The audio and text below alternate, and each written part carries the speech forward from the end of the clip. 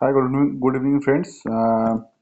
आज हम शाम को ये बात करेंगे कि जो यूएस और इसराइल मिलकर ईरान के ऊपर जो अटैक हुआ है, और ईरान ने जो मल्टीपल अटैक किया है यूएस का जो बेसिस के ऊपर, जो मिडिल ईस्ट में है उनका जो बेस है, जो यूएई में है, सऊदी अरेबिया में है, और जो बारही में है, जितना भी बेसिस है उनका वो जो अटैक हुआ है, और जो ये जो फुल स्केल वार जो सिचुएशन क्रिएट हुआ है उसके बारे में हम थोड़ा डिस्कस करेंगे।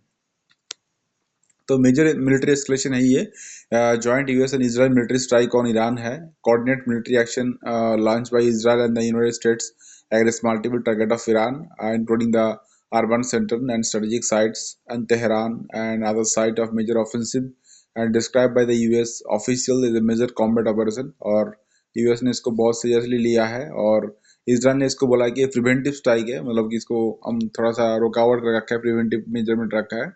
और ईरान का न्यूक्लियर और मिलिट्री इंफ्रास्ट्रक्चर के ऊपर मेनली अटैक किया गया है।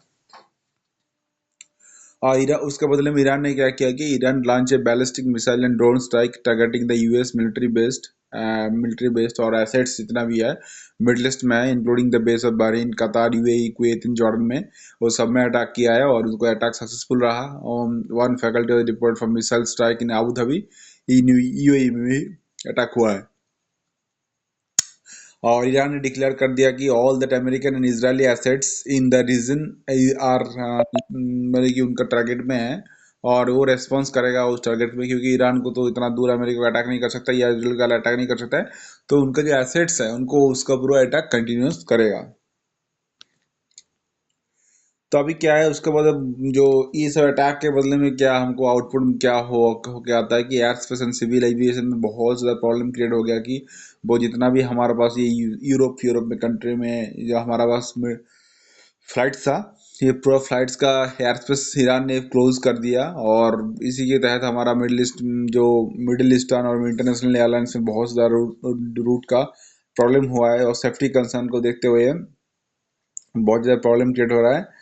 इंटरनेशनल रिएक्शंस में क्या है, रसिया स्ट्रांगली यूएस के अगेंस्ट में गया है। इजराइल एक्शन इज अनप्रोवोक एग्रेशन, वो बताया है रसिया ने, क्योंकि ये साफ जाहिर सा है कि ये तो रसिया बताना था उसको।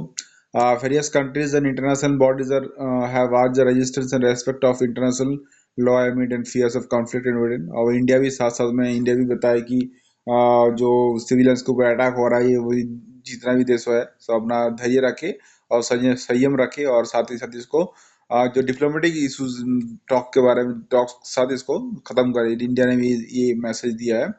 तो इकोनॉमिक इम्पैक्ट में बताया हमको कि ग्लोबल ऑयल प्राइस अभी प्रॉब्लम आएगा इसमें, क्योंकि पूरा ग्लोबल ऑयल प्राइस के साथ ही बिलोंग्स करता है। ओके, थैंक यू दोस्त, आगे वाले बार वीडियो बताएंगे।